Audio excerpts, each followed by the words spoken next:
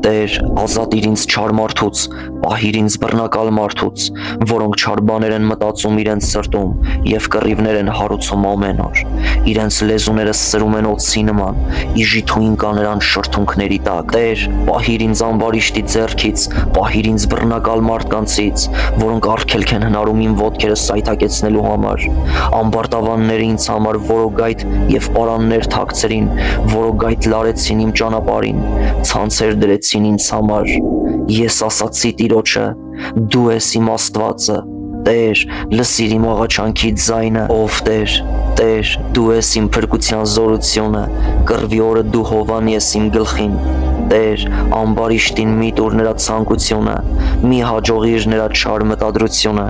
նրանք կբարձրանան, ինձ պաշարողների գլուխը պիտի իրենց շրթունքների անիրավությունը ծածկի, թող այրող ածուխներ ընկնեն նրանց վրա, թող նա կրակը գցի նրանց խոր հորերի մեջ, որ բնավ ոտքի չկանգնեն։ Չարախոս մարդը չպիտի հաստատվի երկրի վրա, չարիքը պիտի որսա բռնակալ մարդուն, մինչև որ կործանվի։ Գիտեմ, որ Տերը արդար դատաստան պիտի անի խեղճի համար և իրավունք աղքատների համար։ Հիրավի, արդարները գոհություն պիտի մատուցեն քո անվանը, և ուղիղները պիտի բնակվեն քո առջև։